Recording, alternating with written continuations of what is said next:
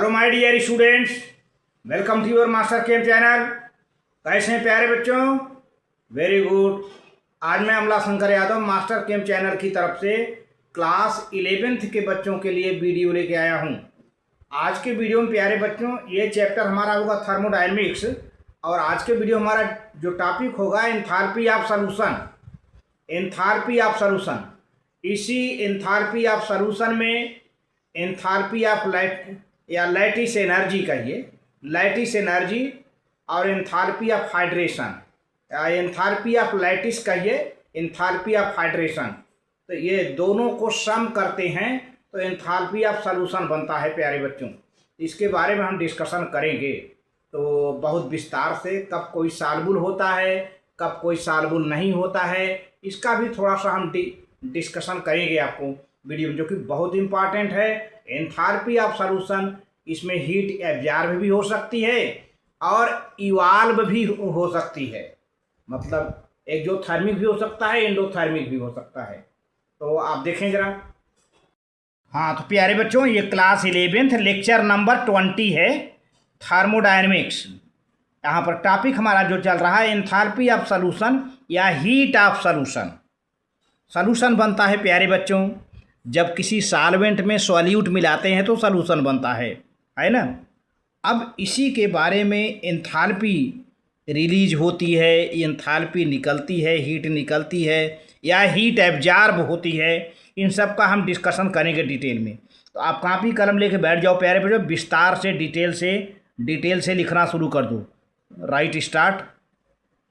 Enthalpy, first point है enthalpy. The enthalpy of solution of a substance in a particular solvent is defined as the enthalpy change। अब enthalpy change का मतलब क्या हो सकता है? amount of heat evolved or absorbed when 1 mole of the substance is dissolved in specified amount of solvent। तो प्यारे बच्चों, किसी विशेष सॉल्वेंट में जब 1 मोल कोई सॉल्यूट या सबस्टेंस डिजॉल्व होता है तो कितनी हीट एब्जॉर्ब होती है या कितनी हीट इवॉल्व होती है, वह एंथैल्पी ऑफ सॉल्यूशन कहा जाता है। प्यारे बच्चों ध्यान दीजिए, आपका सॉल्यूट कितना होगा? 1 मोल होगा। वन मोल ऑफ सबस्टेंस का मतलब क्या? सॉल्यूट ही है ये सॉल्यूट। जब 1 मोल सॉल्यूट या 1 मोल सबस्टेंस किसी विशेष स्पेसिफाइड सॉल्वेंट में, स्पेसिफाइड अमाउंट ऑफ सॉल्वेंट में डिजॉल्व होता है तो जो हीट निकल के बाहर आती है या फिर एब्जॉर्ब होती है, उस हीट की क्वांटिटी को हम एंथैल्पी ऑफ सॉल्यूशन कहते हैं प्यारे बच्चों। अब ये बात ये है भाई, सॉल्यूशन कैसा बन रहा है? कभी कुछ सॉल्यूशन बनते हैं तो हीट निकलती है, कभी कुछ सॉल्यूशन बनते हैं तो हीट एब्जॉर्ब होती है, वो बात अलग है। लेकिन 1 mole of solute, 1 mole of substance dissolve होगा किसी विशेष स्पेसिफाइड अमाउंट ऑफ सॉल्वेंट में, तो जो हीट निकल के बाहर आती है या एब्जॉर्ब होती है, that heat is known as enthalpy of solution. प्यारे बच्चों आप इसको नोट कर लें। आगे बात कुछ बताई जा रही है। However if such a large volume of the solvent is taken, that further addition of the solvent does not produce any more heat. तो प्यारे बच्चों, अगर हम ज़्यादा सॉल्वेंट का बहुत अधिक वॉल्यूम ले लें तो हम जो है क्या करेंगे कि does not produce any more heat change, तो उसमें किसी प्रकार का हीट चेंज नहीं होता है। अगर हम सॉल्वेंट का वॉल्यूम बहुत अधिक ले लें, बढ़ा दें, तो ज़्यादा हीट चेंज नहीं होगी।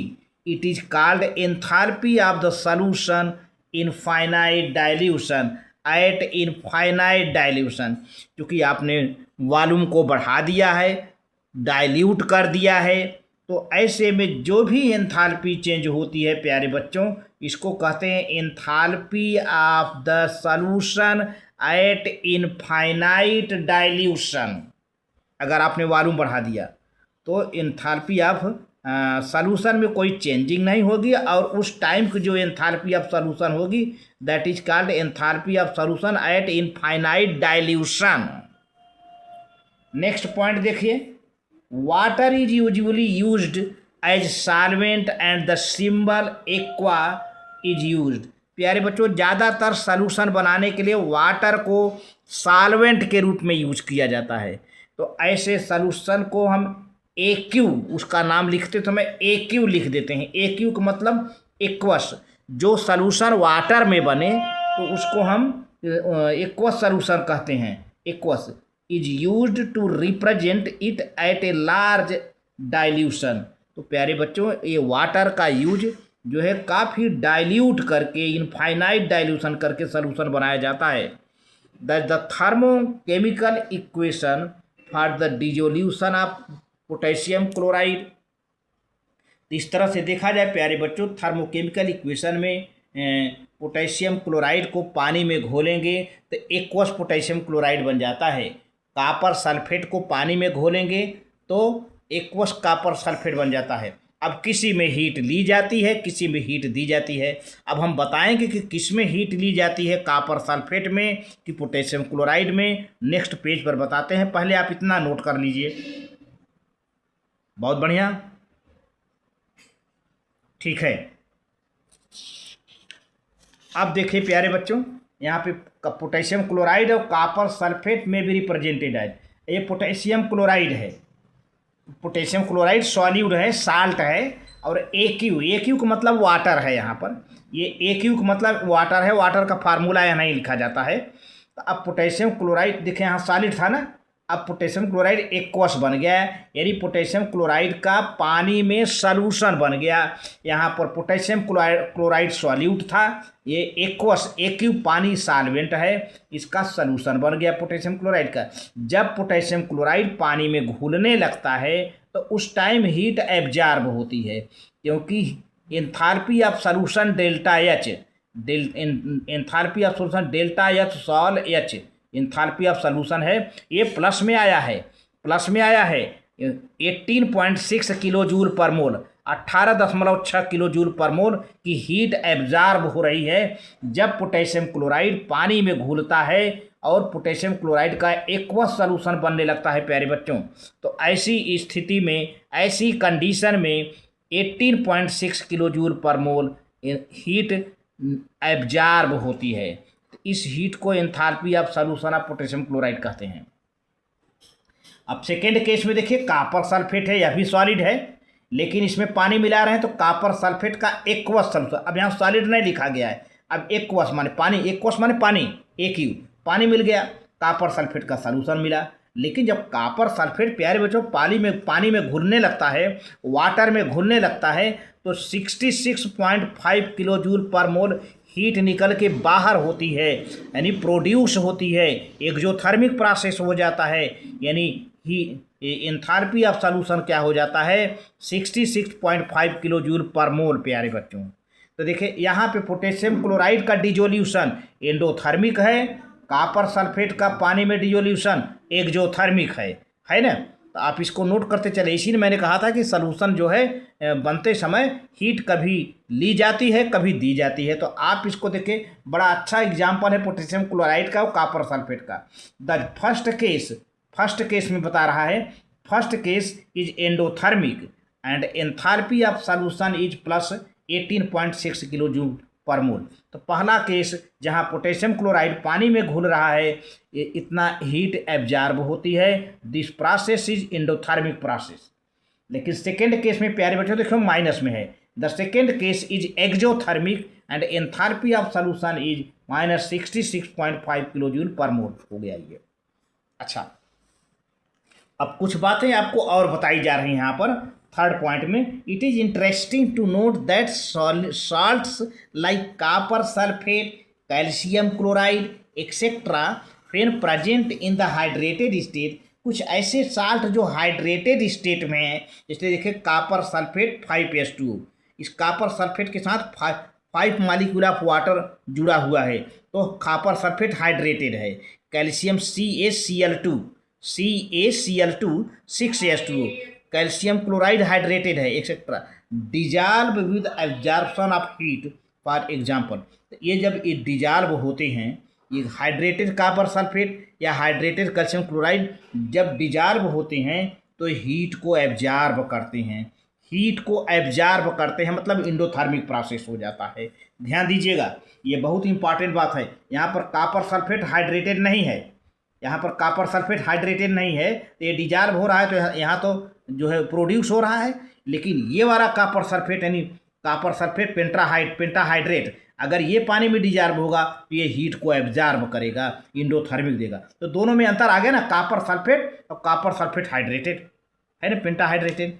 तो देखिए ये बहुत इंपॉर्टेंट पॉइंट है। ये copper sulphate pentahydrate plus aqueous क्या हो जाएगा, कॉपर सल्फेट एक्वस।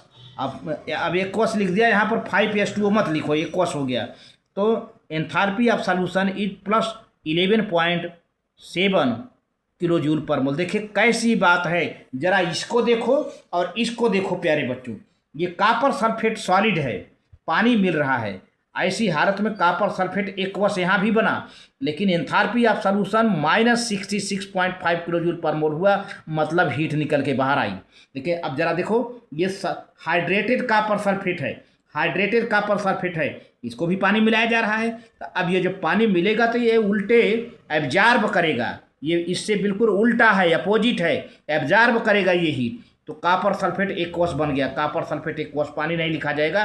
तो एंथैल्पी ऑफ सॉल्यूशन क्या हुआ, प्लस में आ गया 11.7 किलो जूल पर मोल। ये प्रोसेस इंडोथर्मिक हो गया, ये प्रोसेस एक्सोथर्मिक हो गया, कॉपर सल्फेट का, कॉपर सल्फेट हाइड्रेट का इंडोथर्मिक हो गया।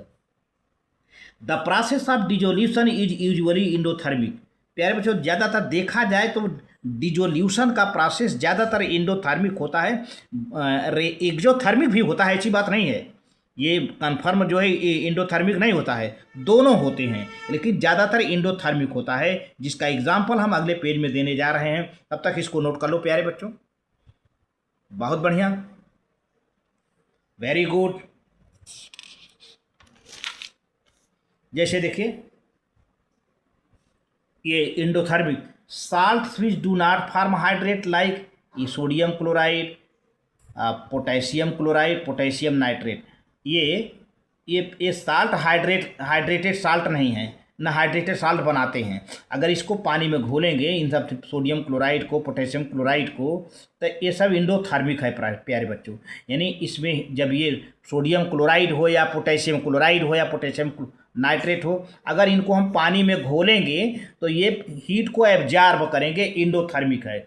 उसी तरह से हाइड्रेटेड साल्ट भी इंडोथर्मिक है, ध्यान देना। यही कॉपर सल्फेट अगर घुलता था तो एक्सोथर्मिक, लेकिन कॉपर सल्फेट पेंटाहाइड्रेट अगर घुलेगा तब एंडोथर्मिक हो जाएगा। कैल्शियम क्लोराइड, हेक्साहाइड्रेट, ये सब एंडोथर्मिक प्रोसेस हैं प्यारे बच्चों। अब देखते हैं कि enthalpy of solution from lattice enthalpy and enthalpy of hydration. Enthalpy of solution का कैलकुलेशन कैसे करते हैं? तो प्यारे बच्चों, लैटिस एंथैल्पी और हाइड्रेशन एंथैल्पी, ये जो लैटिस एंथैल्पी है प्यारे बच्चों, सबसे पहले तो जो आयनिक कंपाउंड हैं उनके आयन फ्री होंगे, और जब आयन फ्री होंगे तब वो पानी में डिजॉल्व होंगे प्यारे बच्चों। तो यहाँ पर दो एंथैल्पी काम करती है, लैटिस एंथैल्पी और hydration enthalpy. Lattice enthalpy ion को फ्री करने में यूज हो जाती है, हाइड्रेशन एंथैल्पी आयन को डिजॉल्व करने में यूज हो जाती है। तो देखिए, the dissolution of an ionic compound in water takes place in following 2 steps. कोई भी आयनिक कंपाउंड हो, sodium chloride, potassium chloride, potassium nitrate, calcium sulphate, pentahydrate, calcium chloride, hexahydrate, कोई भी आयनिक कंपाउंड हो, तो जब डिजॉल्व होता है तो उसमें 2 स्टेप लग जाते हैं। 2 स्टेप कौन लग जाते हैं? पहला स्टेप तो भाई उसके आयन फ्री हो जाएं, उसके आयन टूट टूट कर फ्री हो जाए, मतलब आयनाइज हो जाए। और दूसरा स्टेप उसके आयन पानी में डिजॉल्व हो जाएं, है ना। तो देखिए पहला स्टेप बताया जा रहा है, dissociation of ionic solid into free ions. Dissociation of ionic solid into free ions, अरे भाई आयनिक सॉलिड है तो इनके फ्री आयन बन जाएंगे। जैसे सोडियम क्लोराइड है तो sodium plus chloride minus, potassium chloride है potassium plus chloride minus, potassium nitrate है पोटेशियम प्लस नाइट्रेट माइनस। ये आयन फ्री हो जाएंगे, डिसोसिएट हो जाएगा इनका, ये डिसोसिएट हो जाएंगे। तो dissociation of ionic solid into free ion, the energy required for this process is called lattice energy और लाइटिस एंथैल्पी। तो अब प्यारे बच्चों, ये आयनिक सॉलिड को डिसोसिएट करने में, आयन को फ्री करने में जो भी एनर्जी लगती है, जो भी एंथैल्पी लगती है, that enthalpy is called lattice energy और लैटिस एंथैल्पी। यानी lattice enthalpy or lattice energy is responsible for the dissociation of ionic solid into free ions. यानी that energy is consumed in making ions free. यह energy ion को free करने में लग जाती है। तो चलिए, अब आयन फ्री हो गए तो अब इनका आयनिक सलूशन बनना बाकी है प्यारे बच्चों। तो आयनिक सलूशन बनने के लिए हाइड्रेशन एंथैल्पी की ज़रूरत पड़ती है प्यारे बच्चों। अब यहाँ पर देखिए, हाइड्रेशन ऑफ आयंस यानी dissolution of ions are in general called solvation of ions if solvent other than water is used, या वाटर के अलावा कोई अन्य सॉल्वेंट है तब जो है solvation of ions. The energy released in this process is called hydration energy और एंथैल्पी ऑफ हाइड्रेशन। तो प्यारे बच्चों, अब आयन तो फ्री हो गए। अब जब आयन का हाइड्रेशन होने लगता है, सॉल्वेशन होने लगता है, तो ऐसी दशा में एनर्जी रिलीज होती है, एनर्जी निकल कर बाहर आती है। अब कितनी एनर्जी निकल कर बाहर है? जो भी एनर्जी निकल के बाहर आएगी, that energy is called hydration energy, ROR, enthalpy of hydration. ये दोनों एनर्जी मिल करके पूरा एंथैल्पी ऑफ सॉल्यूशन बना देती हैं प्यारे बच्चों। अब देखिए, enthalpy of solution delta sol H, enthalpy of solution is equal to lattice enthalpy is equal to lattice enthalpy plus hydration enthalpy.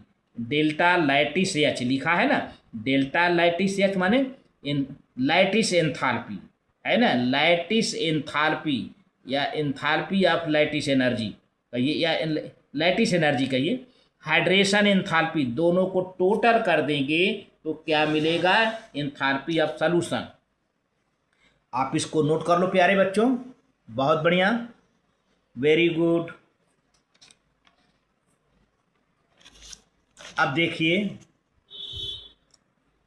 एक यहाँ पर मैं टिपिकल आइडिया दिया हूँ। ए बी कोई साल्ट है आयनिक, ये जो मैं सर्किल बना रहा हूँ, पहले इसको देखिए, पहले इसको देखिए, बाकी सब समझ में आ जाएगा। यह ए बी कोई आयनिक साल्ट है ना। तो एक तो ये डायरेक्ट सॉल्वेंट में मिलाने पर आयन में टूट जाएगा, A plus AQ, B minus AQ, माने एक्वस आयन में बन गया। अब ये कैसे बना? जो सॉल्यूशन बना ये तो ऐसे बन गया, लेकिन अब ये दो स्टेप में होगा। पहले स्टेप में लैटिस एनर्जी इस्तेमाल होगी, लैटिस एनर्जी इस्तेमाल होगी ताकि ए और बी आयन फ्री हो जाएं। तो चलो, गैसियस आयन में ये लैटिस एनर्जी ली गई, तो A plus gaseous plus B minus gaseous, ये आयन बन गए। देखिए, ये जो डायरेक्ट हुआ है इसको दो पार्ट में हो रहा है। स्टेप वन में लैटिस एंथैल्पी ली जाएगी, ठीक है ना। अब लैटिस एंथैल्पी जब ली जाएगी तो यह जो आयनिक सॉलिड है ये आयन में ब्रेक डाउन हो जाएगा, कैटायन और anion, A plus gaseous ion, B minus gaseous ion. अब क्या होगा? अब ये आयन अब ये जो पानी में मिलेंगे, तो जब पानी में घुलेंगे ये दोनों गैसियस आयन, ये गैसियस आयन जब पानी में घुलने लगेंगे, जब इनका सॉल्वेशन होने लगेगा, जब इनका हाइड्रेशन होने लगेगा, तो कुछ एनर्जी निकल के बाहर आती है। उस एनर्जी का नाम क्या है? Hydration enthalpy. तो जब और अब ये आयन गैसियस नहीं रह जाएंगी। देखिए यहीं पर अब यहाँ A+AQ B-AQ जो कि डायरेक्ट यहाँ हुआ था ये हो गया, ठीक है ना। तो यहाँ पे लैटिस एनर्जी ली गई, यहाँ पे हाइड्रेशन एनर्जी दी गई।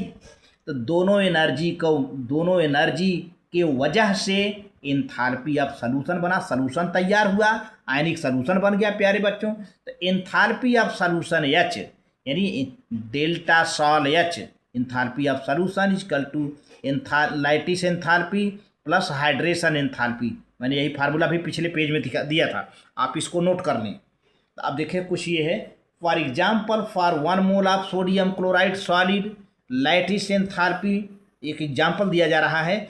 1 मोल सोडियम क्लोराइड सॉलिड है, साल्ट है। अब AB की जगह पर हम सोडियम क्लोराइड साल्ट की बात कर रहा हूँ, Na+Cl-, जैसे A+B- ना।